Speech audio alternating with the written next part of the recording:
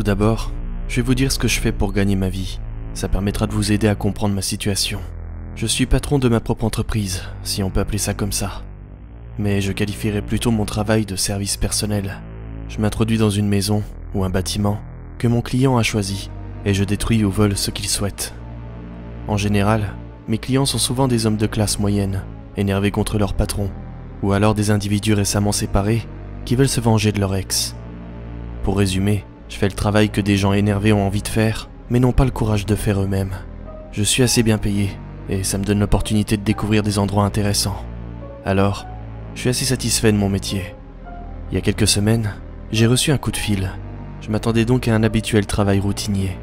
La personne m'a demandé de m'introduire dans une maison abandonnée, pas très loin de l'endroit où j'habitais. Il voulait que je récupère des espèces d'enregistrements, des VHS, des cassettes, des DVD, peu importe le support, car tout ce qu'il voulait vraiment, c'était que je lui rapporte des enregistrements, qui, d'après ses dires, étaient très importants. Ça ne m'arrangeait pas, car dans mon travail, ce qui est le plus important, ce sont les informations que l'on me communique. Il ne voulait même pas me dire quoi que ce soit à propos de lui. Je lui ai donc expliqué gentiment que je ne souhaitais pas accepter sa proposition. Du moins, jusqu'à ce qu'il m'offre une somme exorbitante pour réaliser la tâche. Quand la personne avait mentionné une maison abandonnée, je m'attendais à ce qu'elle soit isolée de la ville et que j'allais pouvoir m'y introduire pendant la journée. Mais malheureusement pour moi, l'endroit était au beau milieu d'une rue totalement normale, entourée d'autres appartements et divers bâtiments, qui plus est, étaient évidemment tous habités. Les gens du voisinage passaient de façon nonchalante devant la maison, sans même prêter attention à son apparence négligée. Je suis donc revenu à la tombée de la nuit, et cette fois-ci, il n'y avait aucun piéton, ni aucune lumière qui aurait pu me faire repérer. Tout semblait se dérouler parfaitement. La maison était sur 2 étages et avait un petit grenier en dessous du toit. L'endroit me semblait pas très agréable à vivre, et ne l'avait sûrement pas été avant même d'être délabré. Le meilleur mot qui me vient en tête pour la décrire, c'est enfermé. Apparemment, dans la maison il n'y avait qu'une seule fenêtre, qui était au même niveau que le grenier. La porte de devant, qui semblait être la seule entrée de toute la maison, avait un nombre étonnant de cadenas attachés dessus. Des cadenas qui maintenant étaient complètement rouillés, si rouillés qu'un seul coup de pied a suffi à les faire céder. Même si je n'ai pas particulièrement peur du noir, me retrouver dans un endroit que je ne connaissais pas et dans lequel il n'y avait aucune lumière n'a jamais été mon truc préféré. À peine rentré dans la maison que j'avais déjà hâte d'en finir. J'étais tellement pressé que je ne regardais pas particulièrement la maison en elle-même, ni ce qu'elle aurait pu contenir en détail. Une fois arrivé dans la première pièce, j'ai allumé ma lampe torche et ai rapidement remarqué qu'elle était complètement vide, comme si elle avait été entièrement pillée après le départ des derniers résidents. Pour moi, c'était aussi bien une bonne et une mauvaise nouvelle. La bonne nouvelle, c'était que dans cette pièce, j'étais sûr de ne pas rencontrer d'obstacles. Et la mauvaise, vu que j'étais sûr de rien trouver dedans, j'allais devoir continuer à explorer le reste de cette maison qui me faisait déjà froid dans le dos. Ce n'était pas la seule raison pour laquelle je ne voulais pas trop m'attarder. J'avais peur qu'un voisin m'entende, mais je me suis rassuré en me disant qu'après tout, cette maison n'avait qu'une seule fenêtre, et que donc, elle devait être bien isolée. Je suis monté à l'étage et j'ai trouvé une pièce similaire. Elle était entièrement vide, et donc ne contenait rien de ce que je cherchais. Je n'aimais pas ça du tout, car ça voulait dire que j'allais devoir inspecter le grenier. Je sais que j'ai dit que je n'étais pas particulièrement effrayé par le noir, mais la peur d'être enfermé dans un endroit étroit, c'était une autre histoire. Pour accéder au grenier, il fallait tirer une trappe qui se trouvait au plafond de la pièce dans laquelle j'étais. J'ai dû tirer plusieurs fois et assez fort pour ouvrir la trappe, mais l'escalier est descendu sans trop d'effort. Pendant quelques secondes, un épais nuage de fumée m'a obstrué la vue, ce qui m'a fait me rendre compte qu'en plus d'être vieux, l'endroit était resté clos pendant encore plus longtemps que je le pensais. À chaque pas que je faisais, le petit escalier de fortune grinçait énormément. C'en était presque insupportable. En entrant dans le grenier, j'ai vu la seule fenêtre de la maison. À travers, les rayons de la lune éclairaient la petite pièce, ce qui au passage m'a grandement rassuré. En balayant la pièce du regard, j'ai remarqué quelques boîtes dans un des coins. 3 vieilles boîtes en carton, remplies de vieilles cassettes vidéo. Il n'y avait aucun DVD, mais vu comme l'endroit avait l'air vieux, je m'attendais pas vraiment à en trouver. Vu que j'avais hâte d'en finir, je n'ai même pas regardé correctement à l'intérieur. J'ai juste attrapé la plus lourde des boîtes et je l'ai traînée jusqu'à l'escalier. Je ne m'étais pas rendu compte du nombre de cassettes qu'il y avait à l'intérieur de la boîte avant que je ne la fasse tomber. Elle a fait un bruit vraiment lourd, qui n'était pas cohérent avec sa taille. J'avais dû endommager quelques cassettes, mais je n'ai même pas pris le temps de m'arrêter pour vérifier. Tout ce que je voulais, c'était sortir de là. Lorsque je suis arrivé en bas de l'escalier, je n'ai même pas perdu mon temps à refermer la trappe. Et c'est là que j'ai remarqué quelque chose d'étrange. En ramassant la boîte, j'ai vu une petite lumière rouge dans le coin de la pièce, comme une espèce de poing.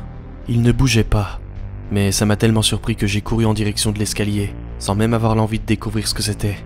Alors que j'étais prêt à descendre les escaliers, je me suis rendu compte que la maison semblait avoir un sous-sol.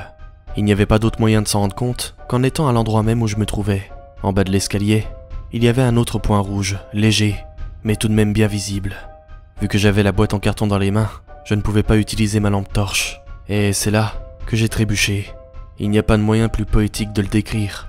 J'ai trébuché et j'ai comme roulé jusqu'en bas de ce fichu escalier. Normalement, je pense que je me serais brisé une jambe ou carrément le dos. Mais la boîte en carton s'est mise dans mon chemin, de telle sorte que je m'en suis sorti miraculeusement indemne. Toutes les cassettes étaient éparpillées au pied de l'escalier, mais je n'ai pas voulu prendre le temps de toutes les ramasser, et j'ai attrapé les 3 qui étaient les plus proches de moi. Mon corps me faisait extrêmement mal, mais j'étais surtout concentré sur tout le bruit que j'avais fait, qui avait sûrement alerté tout le quartier. Je suis rapidement sorti de la maison, je suis entré dans la voiture, et j'ai roulé jusqu'à chez moi sans rencontrer d'autres problèmes. Je me suis réveillé le matin suivant, et j'avais mal partout. Mais l'essentiel, c'est que je ne m'étais pas fait attraper. J'ai appelé mon client plusieurs fois, et comme je commençais à m'en douter, il n'a jamais répondu. Le numéro qu'il m'avait donné ne m'envoyait même pas sur un répondeur. Le fait de savoir que le client m'avait fait faire tout ça pour rien me frustrait énormément. En temps normal, quand je m'introduisais chez quelqu'un, je volais toujours quelques petits trucs en plus pour moi, juste au cas où le client décidait de ne pas me payer. Mais bien sûr, dans cette maison, je n'avais rien trouvé d'autre à part ces fichues cassettes. Alors, je me retrouvais sans rien pour me récompenser de l'aventure effrayante que j'avais vécue. Vu qu'il me restait plus que ces cassettes, j'ai décidé de les regarder, juste au cas où par miracle, le client décidait de me rappeler pour me demander ce que j'avais réussi à obtenir. En cherchant bien chez moi, j'ai réussi à trouver un lecteur de VHS. Vu que les cassettes n'avaient aucune étiquette dessus, j'ai juste inséré une des 3 au hasard. La première cassette que j'ai mise dans le lecteur ne montrait que des interférences pendant les premières minutes. J'étais sur le point de l'arrêter quand une image est apparue à l'écran. Il y avait une date sur le côté gauche en bas de l'écran, le 2 août 2010. La date était abrégée à la façon américaine. Il était donc écrit 08-02-10. Sur l'enregistrement, on voyait une petite pièce totalement vide et détériorée. On aurait dit que c'était filmé en vision nocturne, alors j'ai supposé que la pièce devait sûrement être plongée dans le noir. L'image était assez statique, jusqu'à ce qu'une porte, non loin de la caméra, ne s'ouvre. Après ça, on y voyait une jeune femme entrer et la porte se refermer derrière elle. « Michael, c'est moi. Où est-ce que tu es ?» Elle s'est mise à tourner en rond, une expression de peur et d'inquiétude sur le visage. Je me suis dit que ce Michael devait être son fils, ou un autre être cher qu'elle pensait en danger. Elle s'est mise à bouger les bras dans le noir, avant de sortir son téléphone pour lui servir de source de lumière. Elle s'est ensuite dirigée vers le fond de la pièce, a tourné à gauche, et est allée vers ce qui semblait être des escaliers. Quelques secondes plus tard, l'image a disparu pour laisser place à des interférences. J'avais bien idée de l'endroit où avait été tournée cette scène, mais je refusais d'y croire. À cause de ça, je n'avais pas envie de regarder une autre cassette, mais en même temps, je voulais vérifier si ce que je pensais était correct. La cassette suivante a débuté de la même façon que la précédente. Des interférences pendant quelques minutes, et le début de la vidéo. Les images montraient une autre pièce, qui était tout aussi délabrée que la précédente. Il y avait également la date au coin de l'écran, qui indiquait le 14 mars 2013, donc plus de 2 ans après la première VHS. Quelqu'un est soudainement apparu dans la pièce, et cette fois, c'était un homme âgé. Il avait une lampe torche dans la main, et s'est mis à éclairer le plafond. Il a ensuite ouvert une trappe, et tiré les petits escaliers de fortune qui menaient à un grenier. Et c'est là que j'ai complètement paniqué. Les points rouges que j'avais vus au coin de la pièce, c'étaient des caméras. La maison abandonnée en était truffée, et je suis sûr qu'il y avait encore plus de caméras que celles que j'avais aperçues. Au début, j'ai cru que c'était des caméras de surveillance installées par des gardiens, et j'ai immédiatement regardé par mes fenêtres pour voir si la police était présente devant chez moi. Mais par chance, il n'y avait personne. Je suis retourné devant la télé, et j'ai pu voir l'homme monter le petit escalier qui menait au grenier. Lui aussi semblait chercher quelque chose ou quelqu'un. Mais contrairement à la femme, il n'a pas prononcé un mot. Il n'avait pas l'air de voir la caméra. Une fois le vieil homme complètement entré dans le grenier, l'enregistrement s'est arrêté. Mais j'ai remarqué une chose, juste avant que ça ne coupe. La caméra avait bougé, comme si quelqu'un l'avait attrapée. Je me suis dépêché de mettre la 3e et dernière cassette dans le lecteur, car je voulais savoir ce qui m'avait observé dans cette maison. Cette cassette montrait le point de vue d'une caméra qui était en face des escaliers. On aurait dit une sorte de zoom, comme si la caméra était à un niveau, mais qu'elle se concentrait sur l'étage du dessus. En haut des escaliers, Il y avait le même homme qui se trouvait dans l'enregistrement précédent. La date était la même.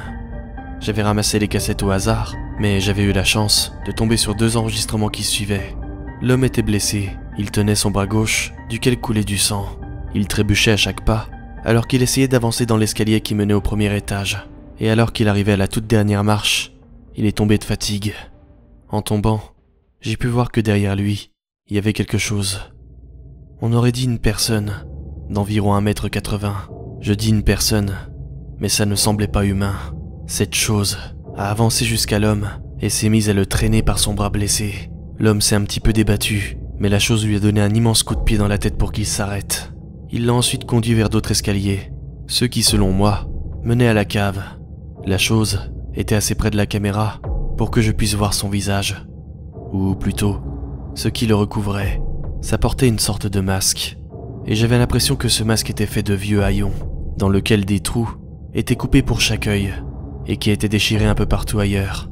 Les bouts de peau que j'arrivais à voir à travers les entailles semblaient noirs et recouverts de sang séché. Du coup, le fait que son visage soit couvert me rassurait un peu. La chose s'est mise à fixer la caméra pendant un instant, et ses yeux jaunes m'ont mis encore plus mal à l'aise. Elle a ensuite ramassé la caméra et l'a tournée, ce qui a révélé une porte tout en bas de l'escalier. L'être a alors soulevé l'homme, a ouvert la porte et l'a balancé dans une pièce qui était également vide. Une fois le vieil homme à l'intérieur, la porte a été rapidement refermée derrière lui, et la caméra s'est mise à filmer la porte pendant encore plusieurs minutes. Ce qui était perturbant, c'étaient les sons que j'entendais. Derrière la porte, il y avait beaucoup de sons de grattement rapides, comme si quelqu'un griffait les murs. L'homme blessé à l'intérieur de la pièce s'est alors mis à crier, et d'autres voix ont suivi. Les autres cris semblaient inhumains, et plus animal qu'autre chose. Les cris du vieil homme se sont rapidement arrêtés, juste après ce qui semblait être le son de chair et de ligaments se faisant arracher. Rapidement, j'ai remarqué que c'était tout l'enregistrement qui était désormais muet. La porte de la pièce s'est alors ouverte, et à l'intérieur, il y avait d'autres créatures. Elles aussi semblaient presque humaines, mais elles étaient frêles et avaient la peau grise. Elles étaient dépourvues de poils et de cheveux. Leur colonne vertébrale était visible, comme si elles essayaient de sortir de leur peau d'une façon surnaturelle. Et certaines des créatures grimpaient sur les murs et au plafond. L'une des créatures, qui était de dos, a commencé à se retourner, et l'enregistrement s'est transformé en interférence, juste avant que son visage ne me soit révélé. Bien sûr, j'étais terrifié par ce que je venais de voir. Je sortais tout juste de cet endroit, et j'avais été filmé à mon insu. J'ai à nouveau regardé par mes fenêtres, et je les ai toutes verrouillées. Je suis resté cloîtré chez moi plusieurs jours, sans sortir de la maison, et j'ai surveillé pour voir si j'étais observé. J'ai brûlé les cassettes, et une fois que j'étais sûr de ne pas avoir laissé de preuves qui auraient pu les mener jusqu'à moi, j'ai recommencé à sortir. J'ai de nouveau accepté des missions, mais je refusais, catégoriquement, d'aller dans des endroits abandonnés. Mais il y a environ 2 semaines, j'ai reçu un colis qui était posé devant ma porte d'entrée. Je me suis dit que c'était très certainement un salaire que devait me verser un client récent, vu que la plupart me déposaient l'argent en espèces. Mais en ouvrant le colis, j'ai découvert 3 cassettes vidéo qui semblaient être neuves. Elles étaient toutes les 3 numérotées, d'1 à 3. J'ai alors mis la cassette numéro 1 dans le lecteur. C'était un enregistrement de la même maison qu'avant, de la caméra qui se trouvait dans la première pièce vide. Quelques minutes se sont écoulées, puis quelqu'un est entré. C'était un homme, assez jeune, qui portait des vêtements noirs, comme s'il essayait de se camoufler. Ça ne m'a même pas pris une seconde pour réaliser qu'il s'agissait de moi, et que les vidéos allaient montrer mon parcours dans la maison. J'ai directement mis la cassette numéro 2, et dessus, il y avait un enregistrement de la caméra qui était posé près de la porte de la cave. J'ai pu me voir tomber dans les escaliers, la boîte en carton dans les mains. Et là, j'ai remarqué que je n'avais pas trébuché, mais que j'avais en fait été poussé. La chose qui portait le masque était en haut des escaliers, juste derrière moi.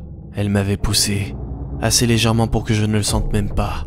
On me voit ensuite me relever à toute vitesse, attraper les 3 cassettes et disparaître de l'écran, ce qui correspond au moment même où je me suis enfui de la maison. Ensuite, la créature masquée s'est précipitée en bas des escaliers et m'a regardé m'échapper.